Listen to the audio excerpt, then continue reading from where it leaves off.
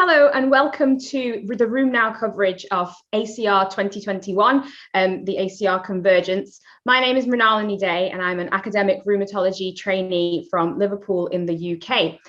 Today I'm delighted to be joined by Dr. Bryant England, who is going to discuss his work on multimorbidity in rheumatoid arthritis, specifically abstract number 1924, which is entitled Patient Clustering based on multimorbidity patterns predicts healthcare utilization and mortality in rheumatoid arthritis within independent real-world datasets. So thank you for joining us today on Room Now, Dr. England. So to start with, I think it would be best if you could just please give us a brief introduction to yourself, this study, and the need for this work. Yeah, great. Well, thanks so much for inviting me to be part of this. Yeah, I'm Bryant England. I'm a rheumatologist at the University of Nebraska and the VA Nebraska Western Iowa Healthcare System.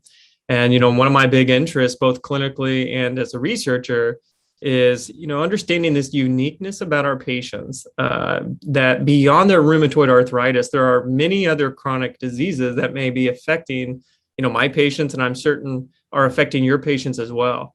And I think we've really recognized that these other conditions dramatically impact how we take care of our patients' RA, but more importantly, how we take care of the patient as a whole and how they're going to do over time. Okay, great. So particularly myself being from the UK, I'm not very familiar with the cohorts that were used for this study. So they were the market scan and VA database. So could you just tell us a little bit about the cohorts and what made them suitable for doing this work?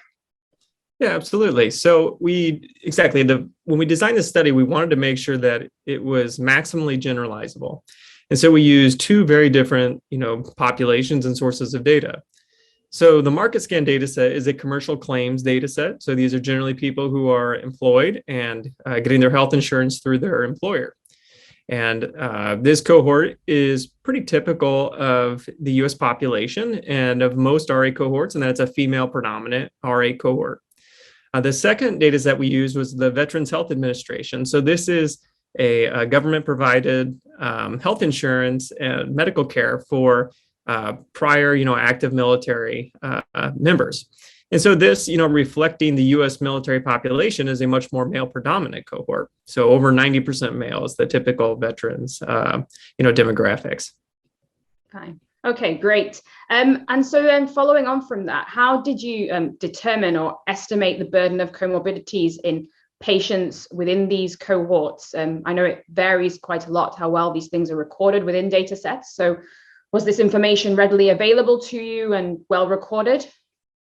Yeah, so that is a great question. You're absolutely right. This widely varies study to study.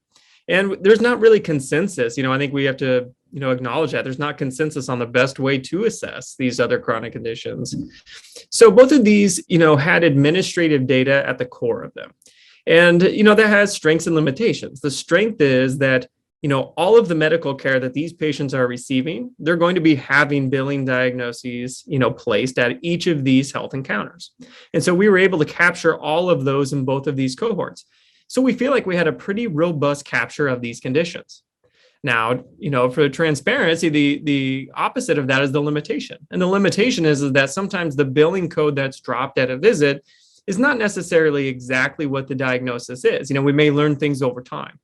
So one of the things that we did to try and address that potential misclassification is we required patients to have at least two diagnostic codes for each of the chronic conditions we were assessing, and they had to be separated in time to make sure this was really, truly a stable chronic condition and not a diagnosis that was being worked up further or a rule out diagnosis. Fine. Okay. And for those who may not be so familiar with the methodology that was used here, can you give us a brief overview of cluster analysis and why it was well suited to this work? Yeah, this is the analytics here are challenging. It certainly took our team some time to work with them, particularly because we actually layered sort of two data mining approaches.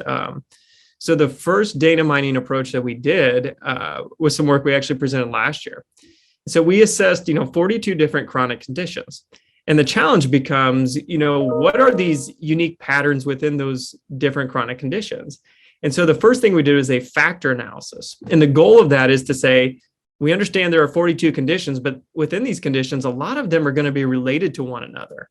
And that's something that makes clinical sense to us, because when we see patients, we frequently see them have, some of these conditions tend to go together. We see patients who have obesity, hypertension, diabetes, hyperlipidemia. We are comfortable that those frequently come together. So we did this first approach of factor analysis where we reduced down these 42 conditions into unique patterns of multimorbidity. So in both data sets, we found there were about 4 patterns of multimorbidity that were the most commonly observed. And these were really cardiometabolic, cardiopulmonary, and mental health and chronic pain multimorbidity. But then we wanted to do one other step of data reduction. And that's if we applied those patterns to a large RA cohort, could we then, figure out what are the unique clusters of patients themselves, based on their multimorbidity patterns? So within these large data sets, where we have tens of thousands of patients with rheumatoid arthritis, we then applied those patterns. And then we asked our computer program to go ahead and sort those people into groups of individuals that looked a lot like them based on their multimorbidity patterns. After doing that, then we could find there were about 3 to 4 unique clusters or groups of RA patients that were very similar in terms of their multimorbidity phenotype. Fine. Okay, yeah, that makes much more sense now. Thank you for going through that with us. So can you just give us a brief summary of what the results were once you'd done all of this work? Yeah, so what we found was that we found there were 3 to 4 unique clusters of RA patients with very similar multimorbidity phenotypes. As we somewhat expected, some of this seemed to be a severity or a burden of multimorbidity. So within each of the data sets, we found there were, lower multimorbidity burden groups. There were moderate, high multimorbidity burden groups. And these groups, if you looked at some traditional comorbidity measures, so the Charles-Sandeo Comorbidity Index, or if you looked at the Rheumatic Disease Comorbidity Index, there's a pretty, logical increase in those values across these patterns. What was really unique, though, was that in both of these data sets, and again, we did an unsupervised clustering, but in both data sets, there was this unique cluster of RA patients. This group was younger. This group tended to have more females in it. And their comorbidity scores, their traditional comorbidity scores, were kind of in the middle of the road. And this surprised us. And we were like, what is this unique cluster of patients? And so we went back and we looked at the multimorbidity phenotypes across these clusters, and we were really floored that these unique clusters were driven by mental health and chronic pain. So 80 to 90+% of the patients that were in this cluster had mental health or chronic pain multimorbidity. And that was the exact same in the market scan data set. Again, a commercially insured female predominant RA population, and very similar to the VA population. It's 90% male. So two about as different data, cohorts that you could get, we saw the same thing, a unique group of RA patients really characterized by mental health and chronic pain multimorbidity. But we wanted to take this one step further, not just understand who are these patients, but really understand what does this mean going forward? If we can talk to our patients about what their outcomes look like over time. And we saw that patients with greater burden of multimorbidity, so clustering to these moderate to high severity of multimorbidity, those individuals had a lot of healthcare utilization. They were going to the emergency room, they were getting admitted to the hospital, they were having a lot of outpatient care visits.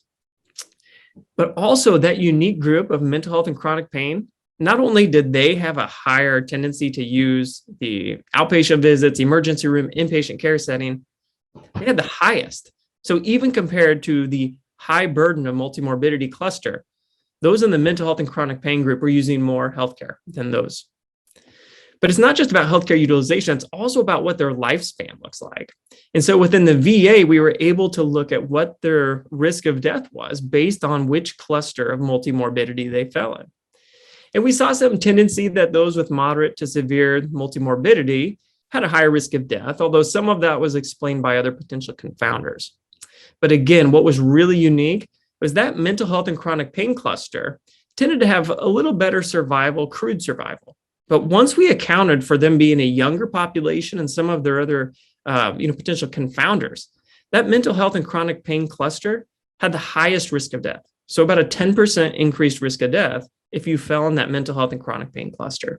And I think that's something we as clinicians don't necessarily appreciate very well, that these individuals with mental health and chronic pain, not only are they, going to have more healthcare utilization, but it's actually has the potential to shorten their lifespan.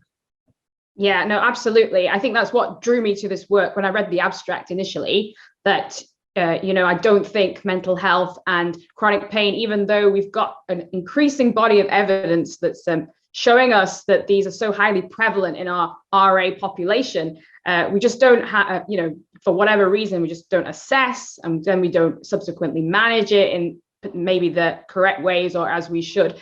And so, yeah, it's very, very striking what your results have shown, actually, and just adds to the need in the indication to sort of, manage these better, more holistically, maybe.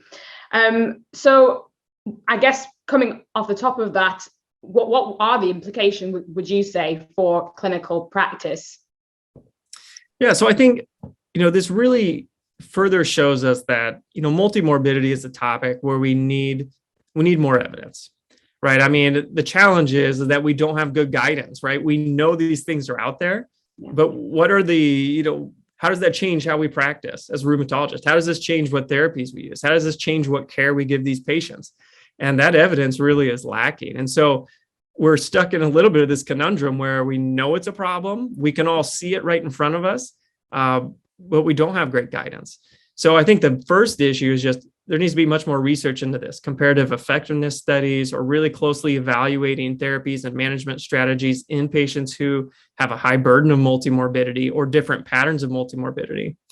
The other thing I think is really important is a lot of multimorbidity research has been using comorbidity indices, and we need to move beyond that. Right. Comorbidity indices can tell us, a number of conditions somebody has, or we can weight them and feel a little bit better about a score. But the reason we did this study in part was we wanted to get beyond that. And we know that multimorbidity is really characterized by these interrelationships of these chronic conditions. And so that's why something like factor analysis and cluster analysis were so attractive to us as a strategy.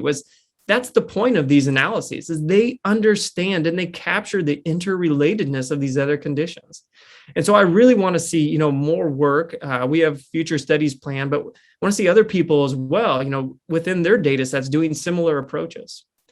And I think finally, what's exciting is, we're in this era of electronic health records, which have certainly had their downsides, and we all, struggle keeping up with messages and clicks and documentation in them. But it'd be great to finally see them leveraged for some really useful things. And within electronic health records, potentially we could take different diagnoses or problem list conditions. And if we had, these types of machine learning approaches running, behind the scenes, they could help us pinpoint who these people are having these patterns of interrelated conditions. I think that'd be really exciting. Great. Yes. And I, again, coming from the back of that, would you say there are any limitations to these kind of approaches or this work in general? Yeah, absolutely there are. These approaches are, for large populations, we've shown we can identify unique patterns. But even within those patterns, we know there are going to be people who are very different. And some of that might be related to the fact that we can't capture severity of these conditions particularly well. It's a lot different someone who has mild diabetes that they're able to control with lifestyle modification versus someone who has poorly controlled diabetes despite a lot of insulin, So the severity aspect of these conditions is one thing that we definitely need to figure out ways to capture better over time. Yeah, absolutely. And then finally, do you have any follow-up work that's planned on the back of this particular piece of this study? Yeah, absolutely. We have a lot of things planned in terms of understanding, how these different patterns may affect their RA outcomes specifically, and not necessarily just their general health outcomes. Like I said before, it'd be great to look at, the therapies that we use in rheumatoid arthritis and understand, in the typical healthy randomized controlled trial population that's used, how are these findings generalizable in the real world where we have a high preponderance of RA patients who are multimorbid? And certainly, doing those types of clinical trials is probably not going to happen, but maybe we can use these same large data sets to understand how our therapies compare in these populations. Yeah, absolutely. Thank you so much for going through your work today with us, Dr. England. So if you'd like to hear more about this particular piece of work, then it's being presented at the Epidemiology and Public Health Abstract session on Tuesday afternoon of ACR 21. If you'd like to know more about everything that's going on at the Congress, you can follow myself at Dr. Minnie Day on Twitter or at Room Now, or go to the Room Now website for further content. Thank you for watching with us today, and thank you once again for joining us, Dr. England. Thanks for having me.